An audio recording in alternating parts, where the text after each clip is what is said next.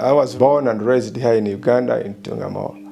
And my late father, he died many years ago, was from Anglican Church. When my father died, my mother then crossed us into a very local, young, charismatic Pentecostal church.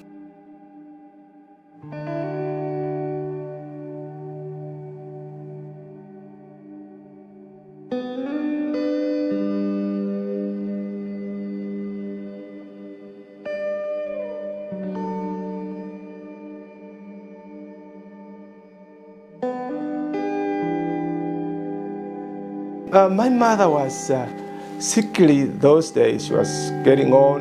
And those days there was a lot of healings in the young Pentecostal church. And then we believed that if we went there, then they would pray for her and she would get better.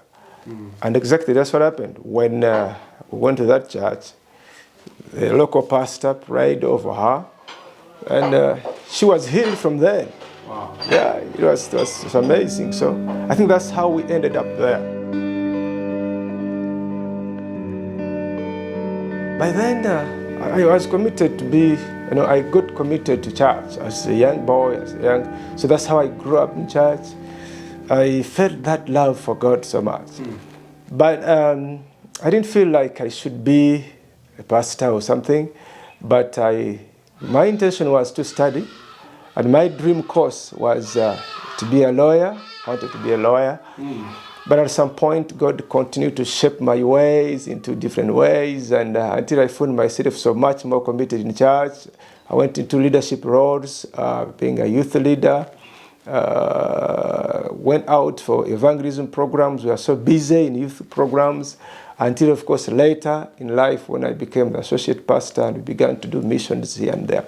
I mean, that was how I found myself so much hooked in church, and I loved that at the end of the day. But I didn't want to be a pastor at all. Why what was the thinking behind being a pastor that didn't sit right with you? Well, one, pastors were so poor for us. We didn't have money, and I wanted to make money, Yeah. Especially being the fact that I was from this humble, poor background. And I see pastors were suffering in Uganda here. I don't think many of them are paid. There are so few, if any, those with bigger churches that can get. So many of them were really suffering, living from, hand to mouth. And if you interact with many of the pastors, they would honestly speak to you that they didn't want that. And that's one of the reasons why. Because a number of them, they find it hard for their kids to go to school. Yeah. They can't afford maybe a good house, maybe a lot of things. They can't afford that. And that's not a life many people love to live. So.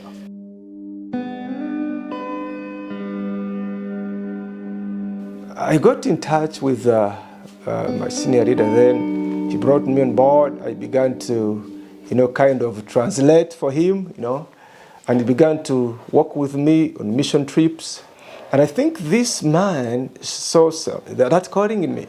He saw how I was leading the youth. I was leading in different positions I was put in.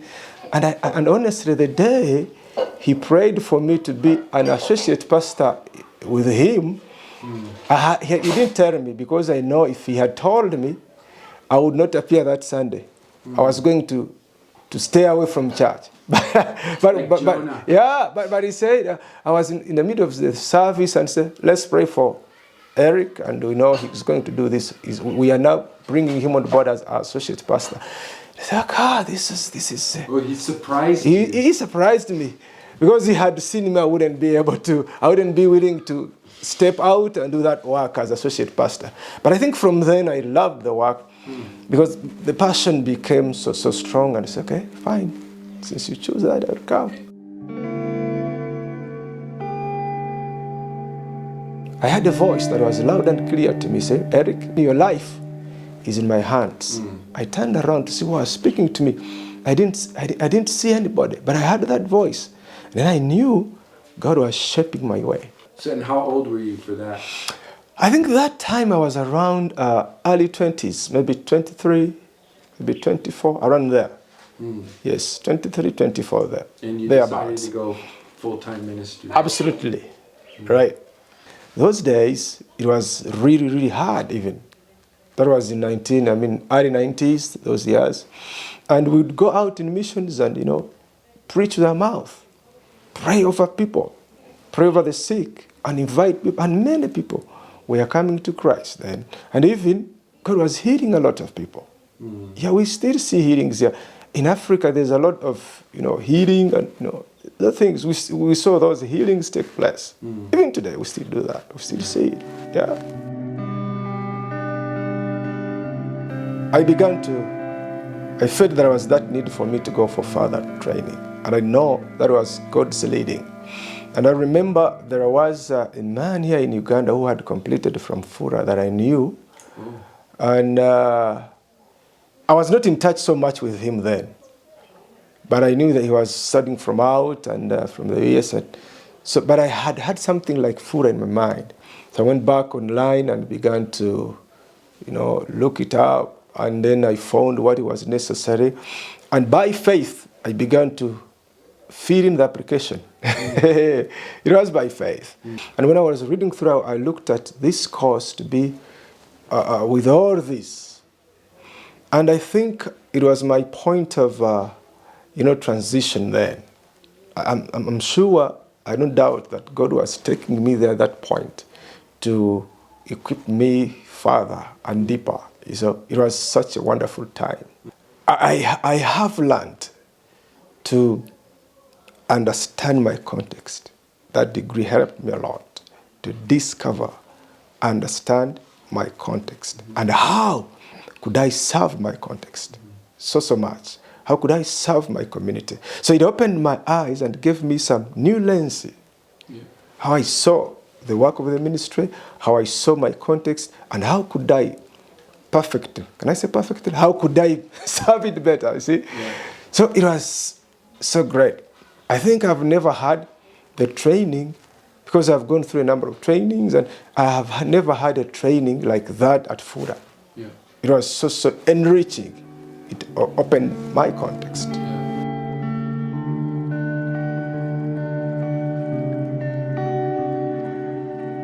So with my team, we have a big vision for our city, for example, and for our country.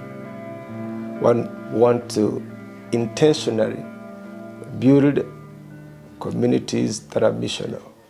We are thinking we have those programs like missional men movements, missional women movements, missional children, and missional, young adults. Why? Because we aim at thinking about a generation, creating a generation. Judges 2:10 says that there came a generation that did not know God and departed from the God of their forefathers. And I can see that can happen in this country. If we do not intentionally, we don't become intentional in mentoring, coaching, creating, building, and empowering these many young people who are coming up to shape their way in God. Because we are in a country that is predominantly young people. And because of that, we just need to raise up our people.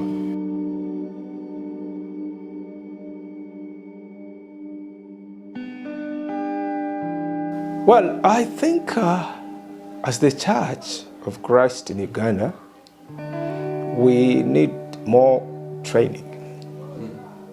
Yeah, more training, because many of the leaders, especially in my setting, my context, are not trained. They don't have a lot of theological training or seminary training, and they feel the call of God and then they begin the church without that training. So I think that's the area that we need to mainly look into, because the church it's a common statement that the church is growing wide, but an inch deep. An inch deep, but miles wide, but an inch deep. So we find many churches could be full of people, but How deep are they in God? Do they know what they believe? Can they stand for God? So this is one of the greatest challenges. So the challenge is we need equipping people, training people, empowering people, you see, so that they are able to keep, their faith in all of these circumstances. So I think that's the biggest need in Uganda. And that's what we aim at also. Yeah. Would you say that the same for your specific ministry? Absolutely. You're right. To visitors to come and to train. Yeah. We train youth leaders, we train children workers, we train women workers, and even women leaders and men leaders and all this, and even the pastors themselves. A lot of training is necessary.